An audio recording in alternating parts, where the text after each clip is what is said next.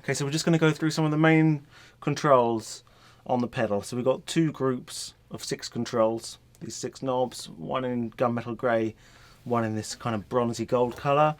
One side's the silicon rectifier channel, the other side offers the same controls but voiced for more of a valve rectifier sound. So the first control is labelled volume, and that's because on vintage amps it said volume, and we're going after a vintage amp sound. So just how you would on a non-master volume amp, you turn up the volume to get more gain. That's the idea here. So you turn it up to get more gain. So here it's nice and clean. You turn it up.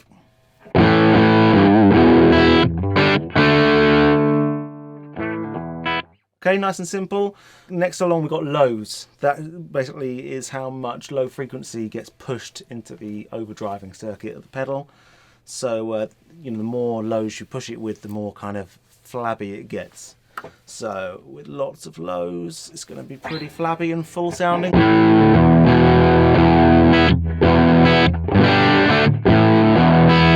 Then we take the lows out, should get a bit tighter.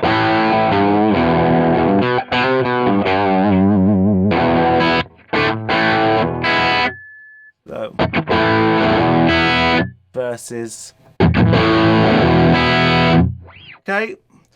Right, this more stroke presence control. Right, in the middle it's basically in neutral, it's kind of off. And what you got there is it's like a British amp with the presence all the way down to 0.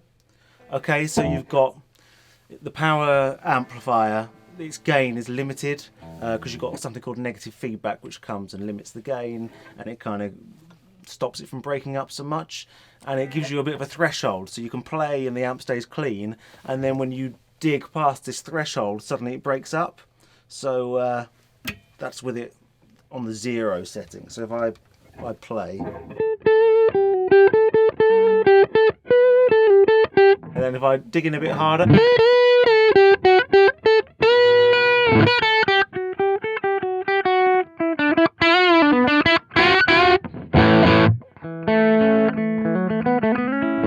okay, so that's great. Now as you turn it this way, clockwise, then it's like turning the presence all the way up. So see the difference? So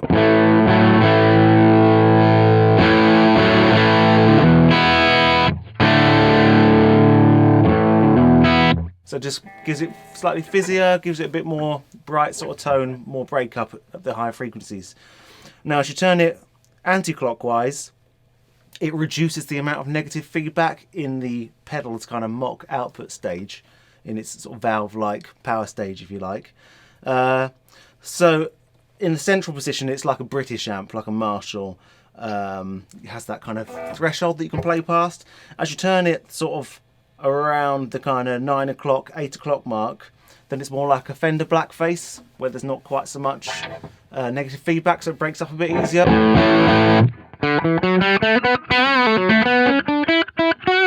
So there's not so much of a threshold, it's just more kind of natural in its breakup characteristic.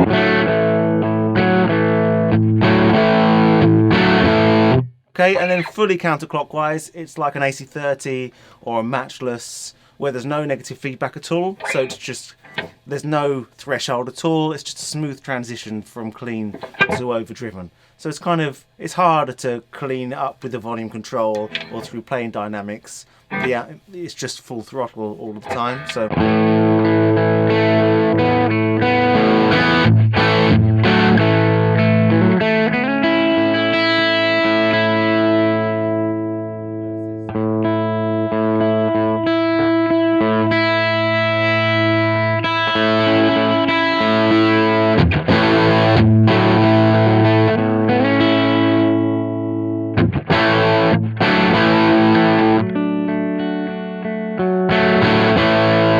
So that's what that does. Okay, right, so the ghost control, never seen before on a pedal or on anything as far as I'm aware.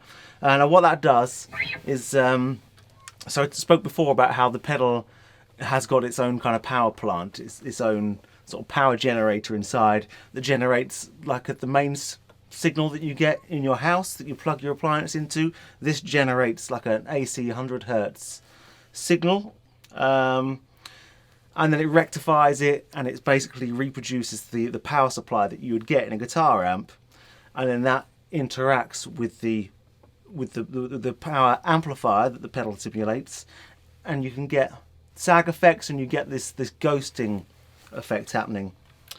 Now what happens when you play high notes higher up the fret, as the pedal distorts, or as the amp distorts in the case of an amp, that 100 Hertz that's present on the mains interacts with the note you're playing.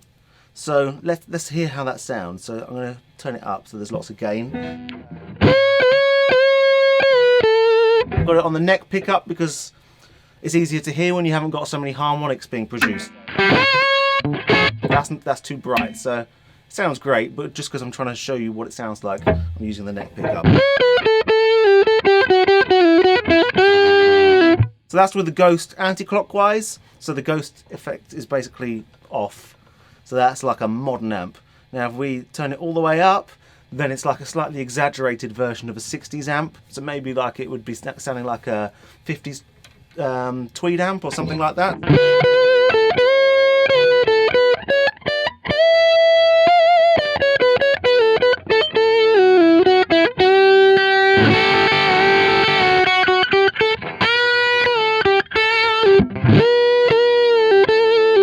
Now if we turn it down to about 3 o'clock, that was probably going to be similar to a Vox AC30, though more so on the valve side. But what it will sound like on the silicon side is a Fender Twin. So this is how much a Fender Twin would ghost. Now we turn it halfway, that's going to be like a 68 Marshall, where they kind of, pretty similar to a 67, but they beefed up the power supply. It produces slightly less ghosting. And that's getting pretty subtle at that.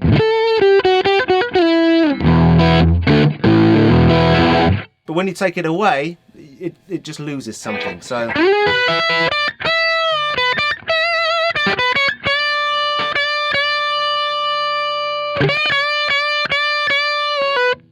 and you kind of think, well, how did I live without that?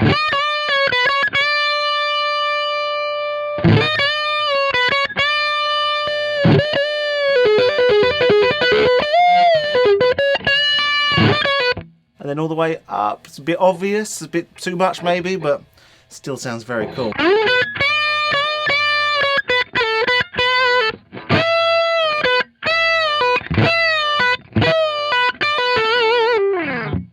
Okay, so that's that control. As I said, I don't think that's been done ever before, so that's a first here at Origin Effects. Okay, and then moving on to these switches down here, still really important.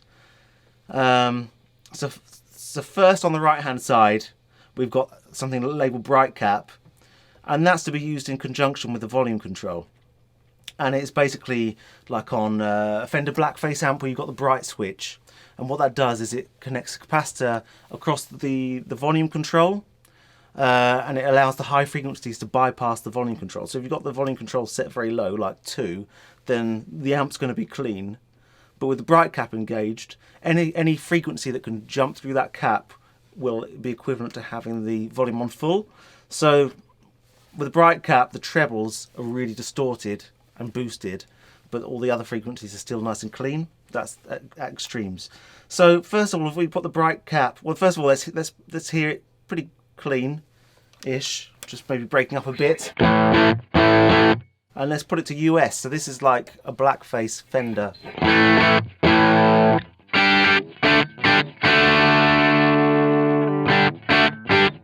So it just makes it a bit more jangly.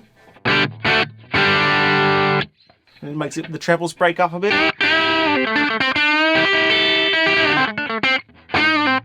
Okay, now if we put it to the GB side, then that's like a 68 kind of, it's a value from a 68 Marshall or a Brit amp or whatever you want to call it. But what that does is not just the trebles that bleed past the volume control, it's all the mids as well. So it just slices off all the bass that might make the overdrive really muddy, and it just makes the guitar cut through the mix. So here we go. So straight away we're into kind of AC/DC sort of territory. So we can turn the volume controller right down. It just gets brighter. If we turn it right down, then you could get it right on the edge. And that's how Dickie Betts from the Allman Brothers uses his amp.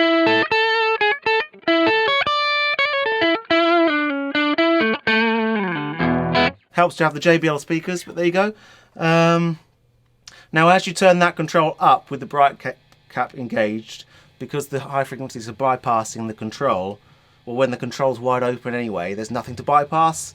So with the control fully cranked, these caps don't do anything. So that's quite important.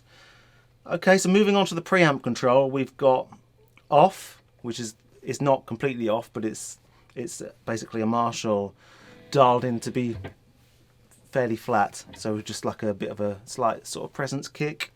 And then GB is with the bass on 0, the mids all the way up, and the treble all the way up. So it gets rid of all the mud the bass might produce when you distort all the bass frequencies, and it's just got all the nice kind of mid-range stuff. So let's try that. So we go from the off position, which is flat, to the GB. In fact, let's hear it clean. So this is with it off, and then GB, back again. Okay, so there's a difference there. On the US side, we're applying the same approach to setting the EQ, except it's on a black face Fender, which is just a bit brighter sounding again. So if we go from off to the US side, it's going to be more pronounced.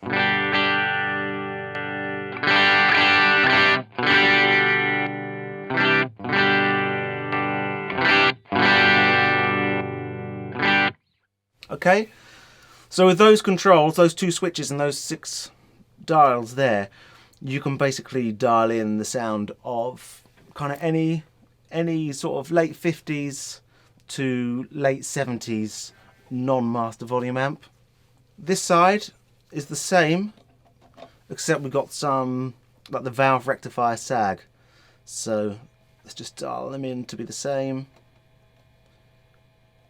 and then see what we can hear. Alright, so let's start with the silicon rectifier.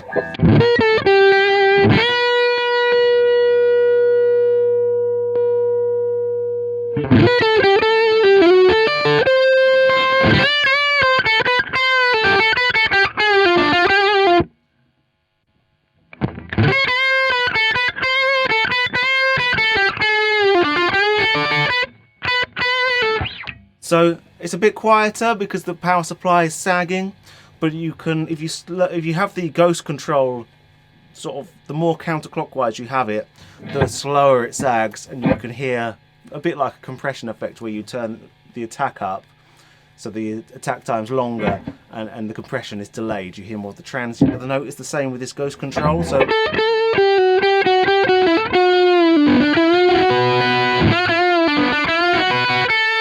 and then turn it up, and it's gonna sag really quick.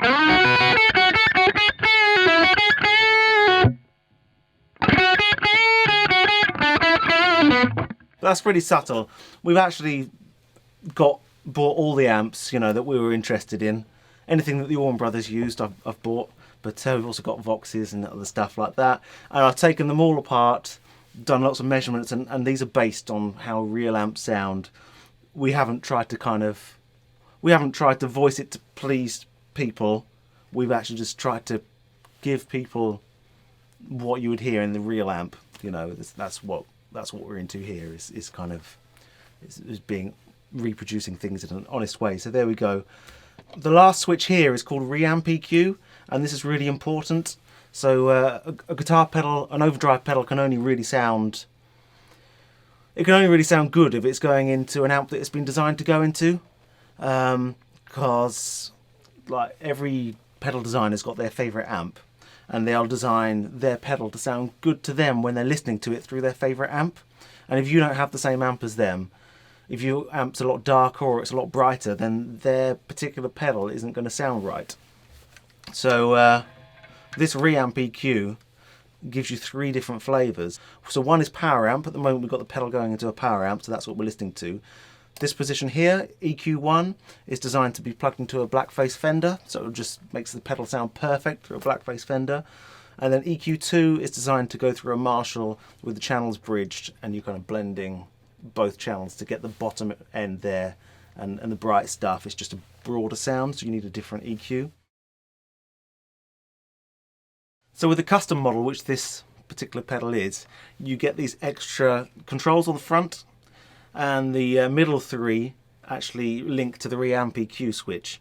So with the case of the custom, when the switch is in the center, instead of getting a fixed Marshall reproduction curve, it reverts to these controls.